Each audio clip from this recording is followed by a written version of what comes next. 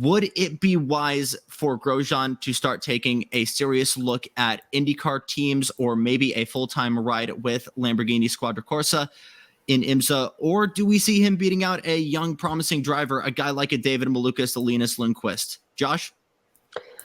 I don't think they're going to give up Linus Lundqvist in a hurry because he's someone who's come up through the ranks of Indy Lights, now Indy NXT, of course, and now he's in IndyCar and performing really, really well. I can't see Grosjean staying in IndyCar.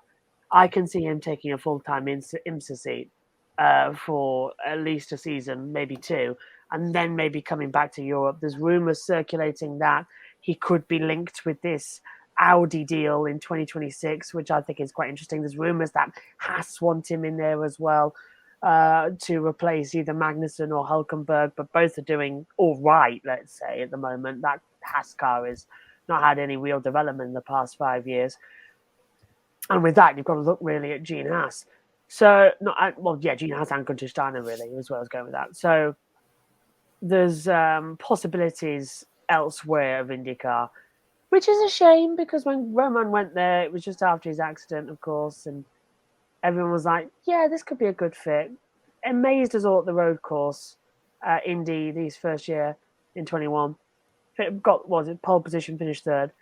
So it just hasn't gone his way, has it? So I'm disappointed, but I don't think he'll be in IndyCar next year. He'll go Lamborghini and IMSA. Then he might crack at WEC, might take it there in the GTD program.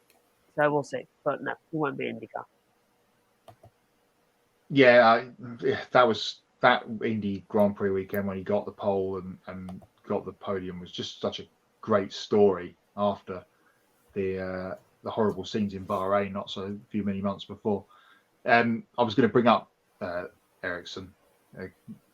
Marcus hit us. No, Roman, he's taking your seat. What does he do now? Well, yes, he has got that IMSA ride sorted with Lamborghini next year, although I think it is only the endurance races, as far as I'm aware. But, can confirm that, Matt. Yeah, maybe now that will, potentially develop into something more, especially if nothing comes of an IndyCar seat. And for just a quick mention on Devlin DiFrancesco, he has plenty of LMP2 experience, so if he isn't going back to IndyCar next season, then I probably would expect him to find a front-running team in the LMP2 class in IMSA. Yesterday, Matthew says it would be tragic to see Romain leave IndyCar after coming so close to winning on about 5 or 7 occasions. Yeah, I mean, St. Pete this year, Barber this year as well. There was a couple of others that spring to mind, but he has a little bit like his Formula One career, especially when he was back at Lotus. Josh, you'll remember that, the Lotus days with him and Raikkonen. He was there. Yeah. He just didn't get it over the line, could he? When that car was really good in that half of year when Raikkonen won a couple of races towards the end of the season. So shame. Malukas is the hot tip to take the 4th seat. It seems alongside now Herta, Kirkwood, and Ericsson. So over the next 3 weeks, I feel like we're going to get plenty of more IndyCar season this once as the paddock is all together for the next 3 weeks, and that hopefully some point we'll get a calendar. That'd be nice. I mean, Matt, just quickly, he did try and get a ride with Ferrari. Let's not forget, he tried to in 2012 just hop on top of Fernando and get a race win in that car. So yeah, he did try. Yeah. I think he also wanted to. He also tried to get a look at McLaren's data that Lewis tweeted the night before as well. Got right up close with the exhaust to get the data from the little control center. What a good guy Roman is.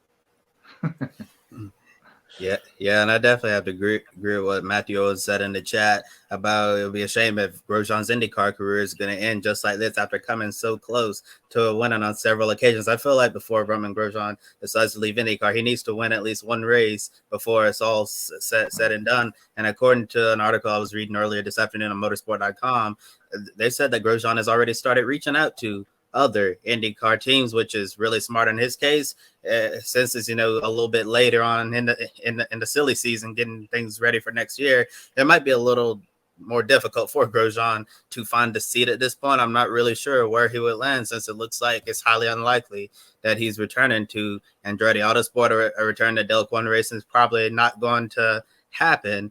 After you saw the comments Del Quinn made about Grosjean after he left the team for Andretti Autosport, that he didn't seem really too pleased about that decision. Yeah, but looking at what's available out there, it really seems to be limited for Grosjean. And looking at Simon Pagenaud's situation, number 60, we don't know what that's going to look like next year, or when Pagenaud's going to be able to return. If Meyer-Shank Racing is looking for a driver who has IndyCar experience to go alongside a rookie Tom Blomqvist next year, Romain Grosjean could be a quick plug and play right there, and another Frenchman to take the seat for Simon Pagenaud if the team decides to replace him. Or maybe Junko Hollinger Racing has something available, but that's not really a competitive seat. Not sure if Grosjean would want to drive for one of the smallest teams in the IndyCar paddock right there. So right now it really seems like his IndyCar plans are up in the air. But as you guys have been mentioning, we've reported on here in the past, Grosjean's going to be a Lamborghini factory driver, going to be running sports cars. We don't know which program he's going to be on yet. No World Endurance Championship. They're gonna have a program going entire season over there, but in IMSA they're only going to be running the endurance races, and I believe they're not going to be at the Rolex 24. They were actually going to see them debut in the 6 hours of Qatar in the WEC race there, and then we're going to see them at Sebring, Watkins Glen, and Petit Le Mans. So if Romain Grosjean is not able to find a seat in the IndyCar series, he still has the Lamborghini and sports car stuff to fall back on. Guys, I think the main sort of center of talking points here has been just kind of what BTM commented, how close Romain has been to success in this series. And I know that the vibe was especially negative, probably at its lowest right after the 500 this year. But we're finally starting to see, I believe, things click for Romain. I think Nashville was a fantastic example of that, and where everything could have gone wrong for him and for that 28 car. It didn't, and he kept the car in one piece, and he managed to get a solid result. And I think he can start chaining those together more and more. I absolutely agree that he's got to be in hot water right now. But I think if I'm Andretti, I put him on a realistic timeline, realistic performance expectations, and a deadline for those results for, say, as soon as the month of May, where it's like 3 top 5s, maybe 1 DNF that's not at your fault, and you're good with us for the rest of the season. Then we'll talk at whatever finale we have scheduled then. But I genuinely think Grosjean, as an international talent and with that story, regardless of his performance, I think he's still someone that's great for IndyCar, great for the sport, and just a great person to have around the grid.